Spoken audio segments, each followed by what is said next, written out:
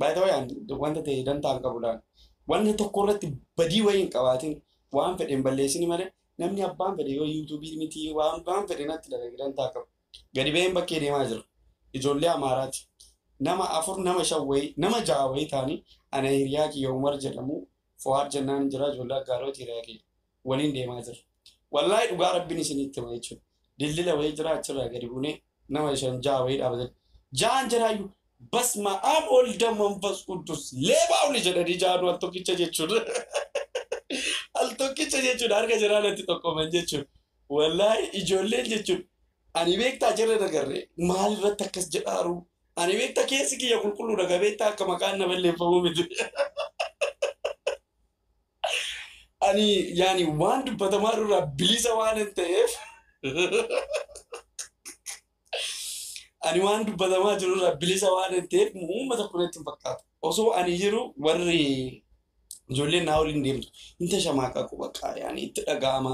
Fakkeenyaaf kiyyaan kun maaltu ture na eegufaa bakka yoo xiqqoo jira biraa zorra jedhee bakka mucaan kun wanta ta'e dhuguu fi mucaan kun of ajjeesuu fi jedha hangaruu waan inni tokko natti hin fakkaatu si galee achumaan akkasitti achumaan osoo akkasitti cinqamu bakka hin deemee hundatti akkas bakka hojii wayii hojjechuudhaa jennu ijoolleen nan amantu namni kaan hin dhufa mana achi ba'ee mana uffataan seenu. Yeroo mana uffataa dhufu gariin faa birrii faanatti kennuu sodaatti meeshaa bittee. Malsii faa biratti innis birrii sarazzaruuf yoon gadi beena dhugaa gadi baate.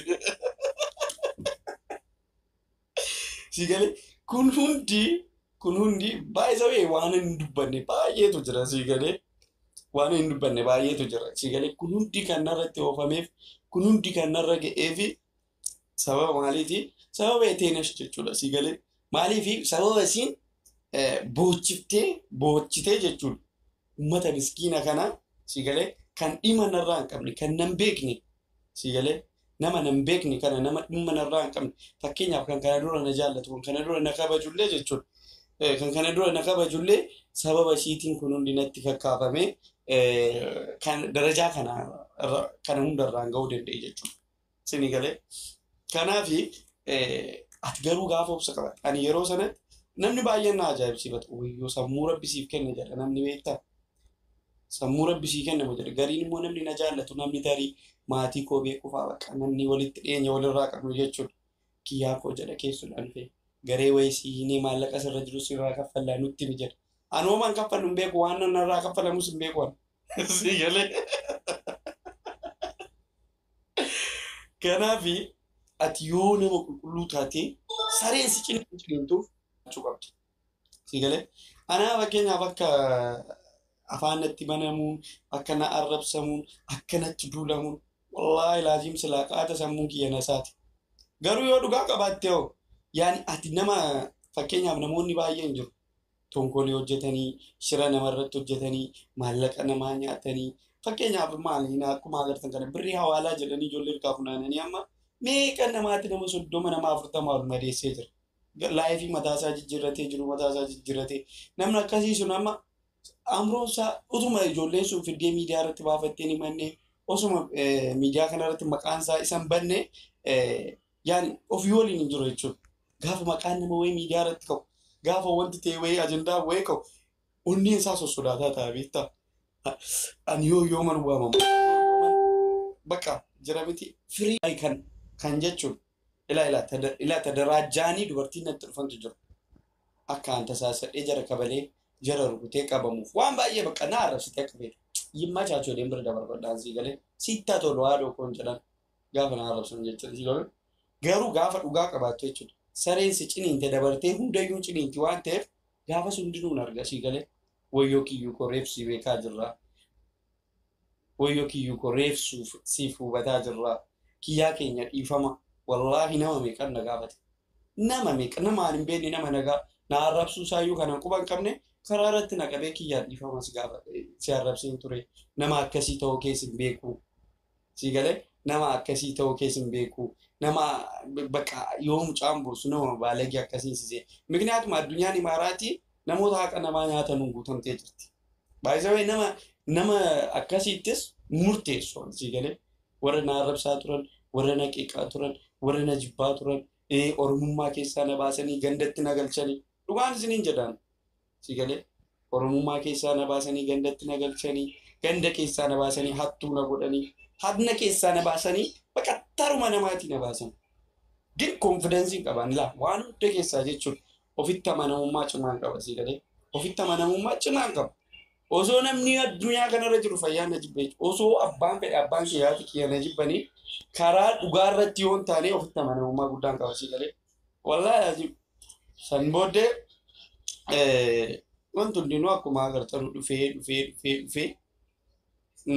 ifa ba'ee jechuudha si galee hundinuu irra gahee arge jechuudha si galee saree maraatu nama marattu gaafa nama jira amma saree maraatu jechuudha agartan jechuudha kun fira kootii kun maatii kootii kun wanda kootii kun beekaadha kun hayyuudha kun ustaaza hin jettu saree maraatuun hunduma namaa ciniinaa deemti si galee kanaafati immoo isa si ciniine sana gaafa namni situ balleessennaan si ciniine jedhu itti dhiisudha qabdu hundaan ciniintu waan taateef jechuudha si galee kana immoo ragaa hayyuun hin hafu amantaan hin hafu gandi hin hafu anaa fakkeenyaaf miidiyaa fuula sooshaal miidiyaa kana irratti ijoollee arsiitii wal loleera ijoollee dhuma keenya ijoollee jimmaatii wal loleera gaafa nafaan cabee nama oromummaadhaan arrabsu yookaan ganda namaa dhee nama arrabsu na agartanii beektu wallaahi guyyaa tokko ganda nama dhee na arrabsa makinaatu hundaa waliinuu nyaadheen jira dhugeen jira gandummaadhuma isa jedhamu kana wallaahi an biyya kana ergaan dhufee imaaraatii kana ergan dhufee waggaa lamaa asittiin bari'an arsii wallaggaa jimmaa isa jedhama amantanus amanuu dhiiftanus soba yoo jettan ijoolleen arsii suudaan keessatti waliin jiraachaa turre tarii laayivii kana jala jirtu ta'a soba yoo jettan ijoolleen wallaggaa suudaan keessatti waliin jiraataa turre tarii as jala jirtu ta'a soba yoo jettan ijoolleen baalee ijoolleen harargee ijoolleen harar ijoolleen shawaa suudaan keessatti waliin jiraataa turre as jala jirtu ta'a na taajjabdu mikniyaatum waggaa 5 waggaa 6 waan qabsoo Oromoo keessattis waan laayif sooshaal laayifii waan jireenyaa keessattis waan hundaa waliin jiraachaa turre jechuudha isinii galee wooma arsii jimma baalee wallagga shawaa jedhamu kana wallaahi billaahi an dhiiggas biyya kana dhufeen bari'an si galee kan warri biyya kanaa fakkeenyaaf uummanni miidiyaa kunoo gandatti si galchuu dhiisii miira keessa si galchuudhaan gandatti si galchuu dhiisii ganda qabalee asitti dhalattetti si galchu sitti himaa jechuudha fira kee keessaa maatii kee keessaa si baasanii jechuudha hidda kee keessaa si baasanii ollaa keetii ollaatti si guddise ollaa wajjin dhalate ollaa buna waliin dhudhu አለ ብዬ ማላምን ሰው ስለዚህ አማርኛ የኔ ነው ብዬ ነው የማስበው ገብቷል ኦሮምኛ የፕራይቬት ቋንቋችን ነው ኦሮምኛ የምናወራው የፕራይቬት ነገር ማውራት ካለብን ሚስጥር ማውራት ካለብን እንጂ እኔ ኦሮምኛ አማራም እንዲለምድ አልፈልግም ትግሬም እንዲለምድ አልፈልግም ብሔር ብሔረሰብ እንዲለምድም አልፈልግም it has to be a private just like ትግራይ እኔ እንደዛ ነው የማስበው ሶ እዚህ ጋር መጥተን ብናጨማለቀውን ነገር በአማርኛ እንጂ በኦሮምኛ ማጨማለቅ አለብን ብዬ አላስብም አሁን ኦሮሚያ በምትለው ምድር ላይ የፈለክ መንግስት ጥፈት ቤት ግባ ጽሁፉን በኦሮምኛ ያቀርብልሃል የሚያወራው አማርኛ ነው ቁጥሩ ባልኩት አንድ ኦሮምኛ ብዙ ስራዎች ስለምሰራ ኢትዮጵያ የሄድኩ ጊዜ ብዙ መስራት ይገብቻል አፋን አማራ መላ አፋን ኦሮሞ የምትበት ጊዜ ኦሮሞ ታዴ ቆምጬ ታዴ አባይ ሲሲ ያቤ አጭከዚ ኢለ ጉዲን አፋ አማራ ድበት አንድ ኦሮምኛ የሚናገር የመንግስት ባለስልጣን አጣመጣ መንግስት ጥረት ቤት ኢቭን አስተዳደር ድረስ ከሄድክ ከንቲባ ብረውለት እንግዲህ የወልጌት አፋ ኦሮሞ ድበት ማለት አማርኛ ኦፋው ሰውኔ ምንድነው እኔ ቲክቶከር እኮ ነኝ ለዚህ ጋር መጥተህ የኔን ቤት ታረጋግጠው ኦሮምኛ ማን አባቱ ኦሮምኛ ሲወራ ሰው ጥሎ ነው የሚጣፈው ለፎሎ ለምናም ሳይሆን ሰው መስማት አለበት እኔ የኦሮሞ ፎሎ ማፈልገው ፎሎአቸው አስተካክሉ ዋታ ከነ ማንጎተ አማራ ሪፖርት ወዳው ሲንጀራ ሪፖርት ወዱ እንደምደክ ዘመነክ የቡቱ አማራ ረጭ ሲል ነው ከነጭ ሲሱ ተቆፋ ቴዲ አፍሮ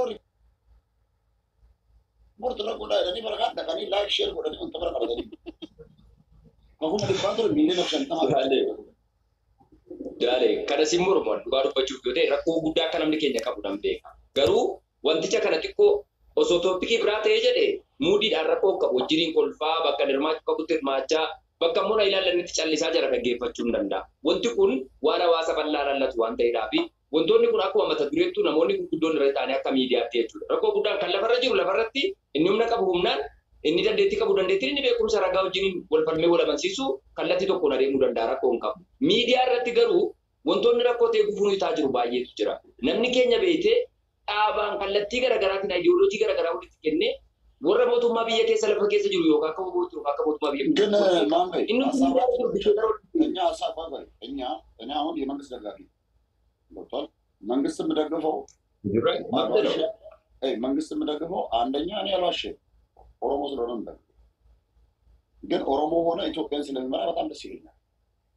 አልዋሽ ፎር ዘ ፈርስት ታይም ኦሮምኛ የሚናገር ኦሮሞ ነኝ ብሎ በድፍረት ሀገር ይመራል። ያ ነው ኦሮሚያን አይደለም የሚመራው ኢትዮጵያ ድፍን ኢትዮጵያ ነው የሚመራው። ኦሮሞ አይደለም ሀገር ሊመራ ከህፃን ልጅ ያለፈ ጭንቅላት አለው። እንደ ህፃን ልጅ ውሃ ብርጭቆ የሚሰጣው ህዝብ አይደለም። ሀገር መምራት አይችልም። መለስ ዜናዊ ነው እናደርግ ማንኛውም ኦሮሞ እንደፈጣለ ጦሪ ማንኛውም ኦፒዶ እንደፈጣለ ጦሪ ጀርባው ሲፋ ሆነ ነው ብሏል።